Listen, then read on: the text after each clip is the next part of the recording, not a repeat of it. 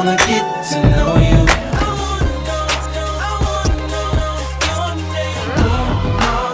Tell me how'd you get that emotion? You don't have to turn better, babe. I'll rip this alright. Baby, show me that you ain't even like that. Words don't mean that. She looking like she thinking about trying me. She want it, she can't take no more. Bobby Valentino, running.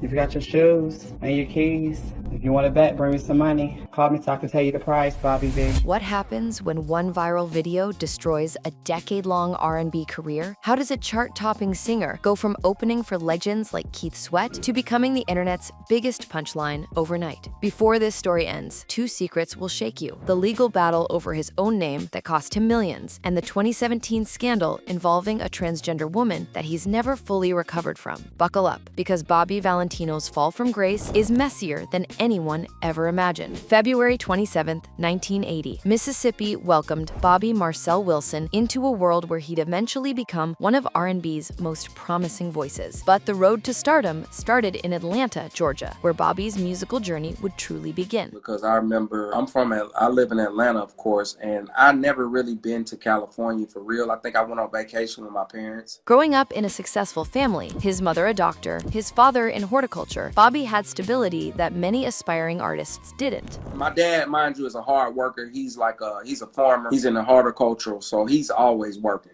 And I would always go work with him in the summers and sometimes after school or before class. His parents even ran the Atlanta Metro Urban Farm, a massive organic farming operation in the inner city that received substantial grants. I have a great family. My mom and dad have this farm in Atlanta. It's called the Atlanta Metro Urban Farm. So a lot of times I work with them and they get big grants and stuff like that. They grow a lot of organic things. And they have this big farm in the inner city, so they get a lot of money and stuff for this farm. Bobby wasn't coming from struggle. He was coming from privilege, which made his hunger for music success even more authentic. In the late 1990s, Bobby joined an R&B group called Mista. Their hit song, Blackberry Molasses, gained regional attention and introduced Bobby to the music industry's machinery. Seem like I'm better off dead. But Mista never achieved national breakout success, and the group eventually dissolved, leaving Bobby at a crossroads.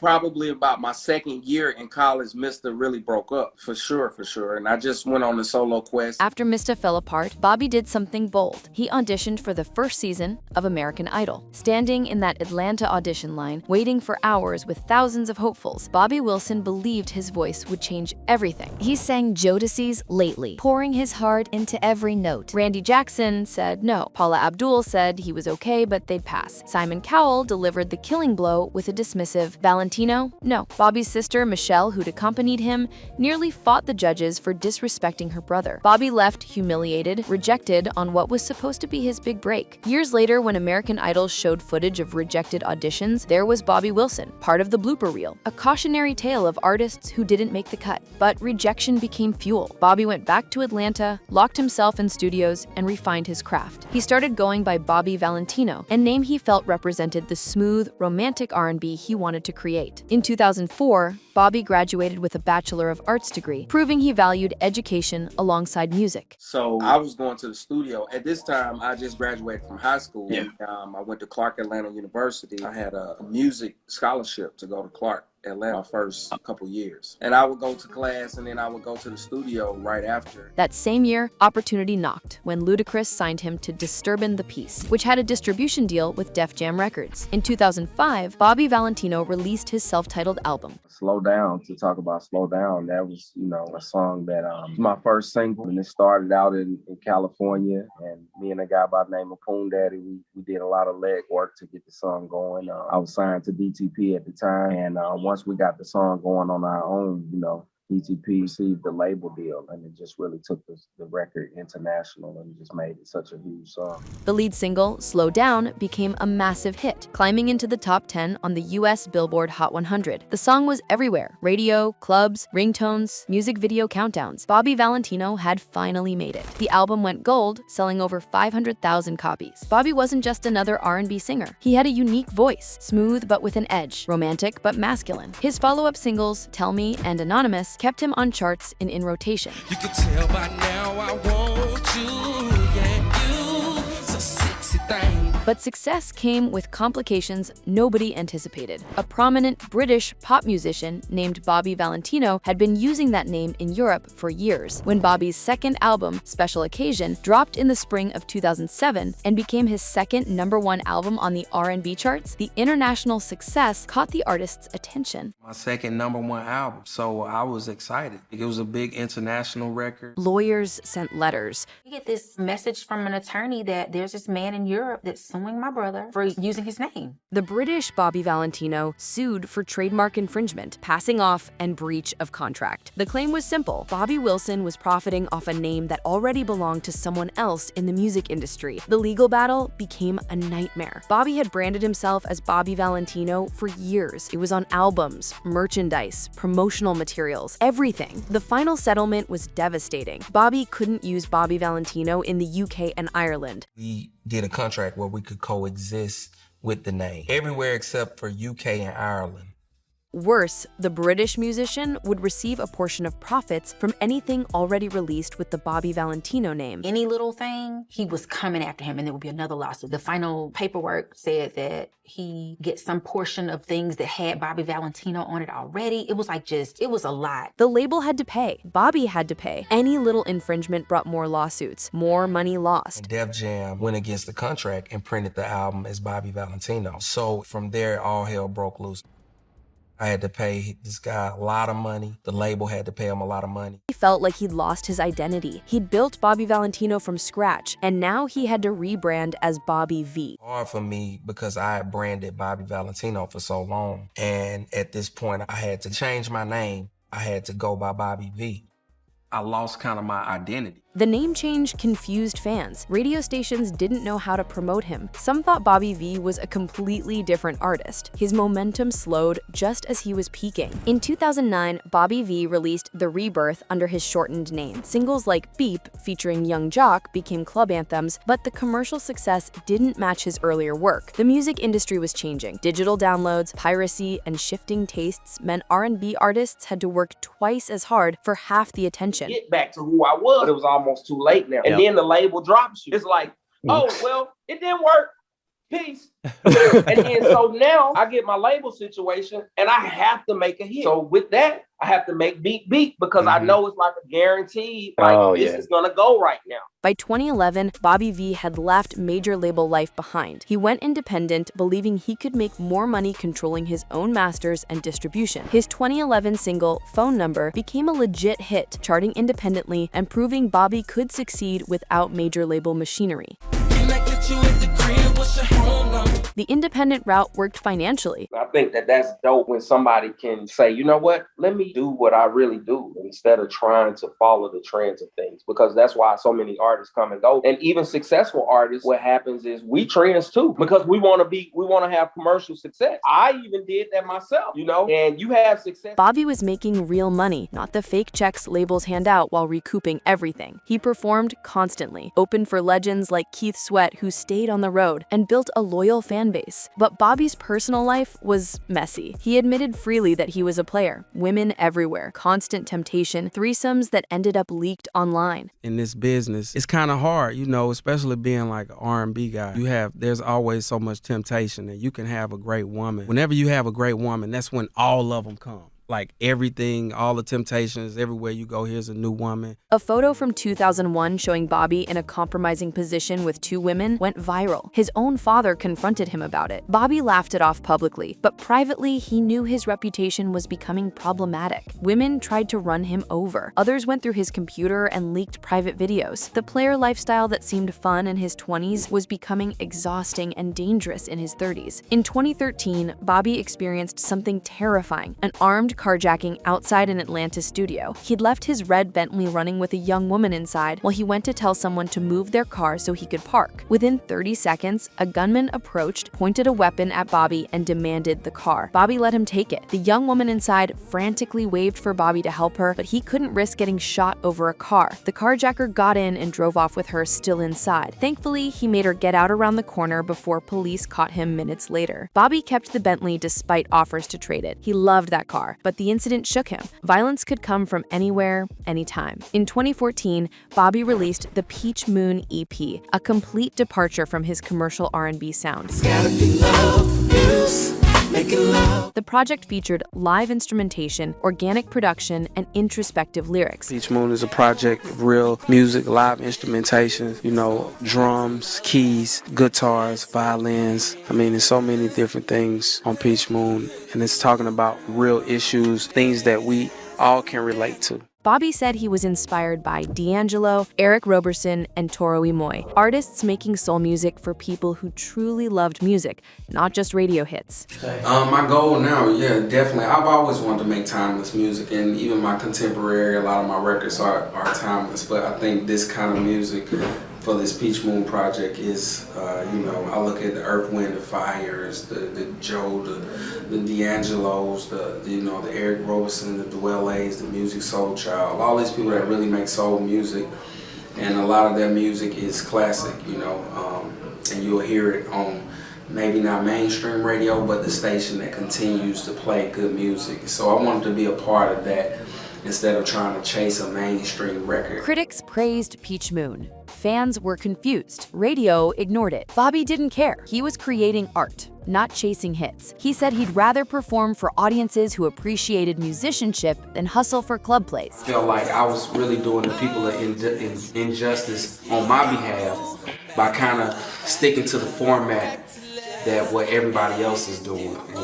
and really not being true to myself and chasing the radio more than I'm trying to chase the hearts of people and the minds of people, and giving something that the people can feel in their heart. Peach Moon, I came up with that name. I was in the Sky Lounge, which is my studio at my crib, and I was just thinking one night, Peach Moon, it just popped in my mind. So I looked up the definition of Peach Moon, and the peach was the first fruit eaten on the moon when man first went to the moon. So it really coincided with my thought process, and I really think that God gave me that name because they both coincide. But artistry doesn't always pay bills. Bobby needed commercial success to maintain his lifestyle and fund his creative projects. In 2016, he announced a movie project called Hollywood Hearts. What you want me to do?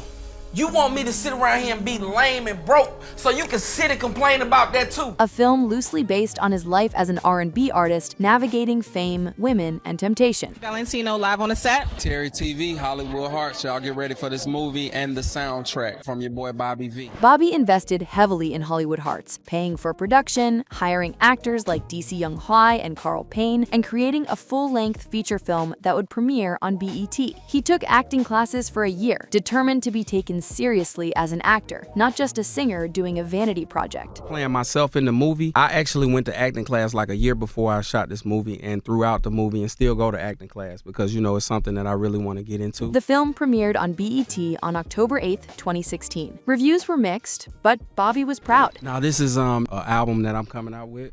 So this album I didn't want to just do an album. I wanted to do something that meant something. So I have a movie that will be premiering this Saturday on BET that I've been filming the last year. It's basically, I had a concept. This is kind of like my rendition of Purple Rain. So, I had the concept of just making a movie around this album just so that I wouldn't just be putting another album out. He'd diversified, created something beyond music, and proven he could act. The accompanying Hollywood Hearts album showed Bobby balancing commercial appeal with artistic integrity. Everything seemed to be stabilizing. Bobby was performing regularly, making decent independent money, building his brand beyond just music. He even started talking publicly about wanting to settle down, find the right woman, stop the player lifestyle that had defined his 20s and early 30s.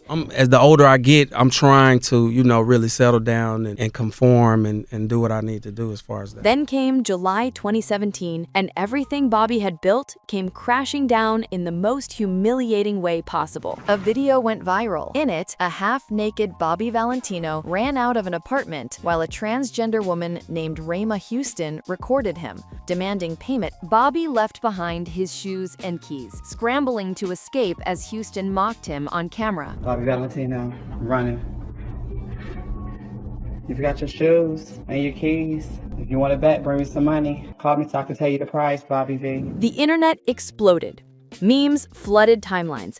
Bobby became a punchline overnight. Every joke, every meme, every comment section dragged him mercilessly. Bobby's representatives immediately released statements claiming he was a victim of extortion, misrepresentation, and deception. They said Bobby had no idea the person was transgender and that he was being blackmailed. Bobby filed a police report for extortion. Rayma Houston countered with her own narrative. She denied being a sex worker in this situation and claimed they'd met before. She said she recorded Bobby because he tried to engage in sexual activity without paying as previously agreed, and when she denied him, he ran. She stated she wasn't extorting him. She was exposing him. Before the money was even spoke about, it says if you want your shoes and your keys, not anything about sex, not anything, okay, if you want to come, if you want your shoes and your keys, then, because you put this false pretense as though I'm about to be put on some gig that's going to take me places, not only career-wise, but financially. But you gave me the whole different story once you got that one-on-one. So instead of you turning around and come back and get your stuff, I was recording, you just tried to scurry off and run and get away from the camera as quick as possible, even making threats after you left about if the video is leaked about you. The he said, she said became ugly. Bobby filed for a warrant on extortion charges. Hunston countered with accusations of assault, aggravated assault, battery, and stalking. The legal battle played out publicly while Bobby's career imploded privately. Yes, his legal team has reached out to my PR first about cease and desist to halt the press conference that went on today. Furthermore, today during the interview, they have released that they are applying for an arrest warrant for criminal charges due to extortion that they say dealing with $2,000 and extortion. So they're prepared to take you to court. Sounds like it, yes. And you're prepared to lawyer up with your team as well. Absolutely. Shows got canceled.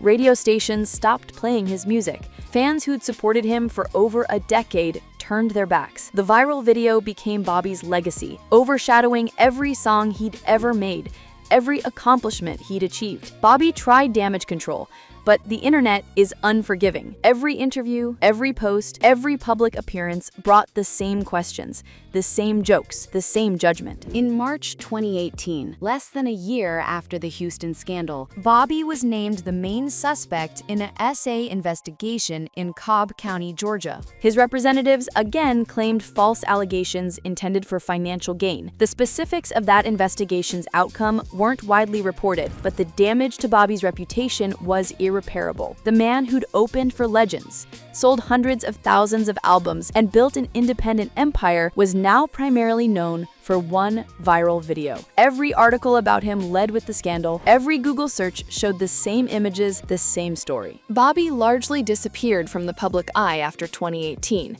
He still performs occasionally at small venues for die-hard fans who separate the art from the artist. I was going through some things in my, personal life and mentally. And the Millennium Tour really came at a time when I really needed it. It really came at a time to really uplift my spirits and to really give me that outlet to perform on the big stage again. I still do shows and, do theaters and small venues like city wineries. He releases music sporadically, but nothing gains traction. The algorithms have moved on. The culture has moved on. As of 2024, Bobby V's net worth is estimated at around $500,000 to $1 million, a far cry from his peak earning years.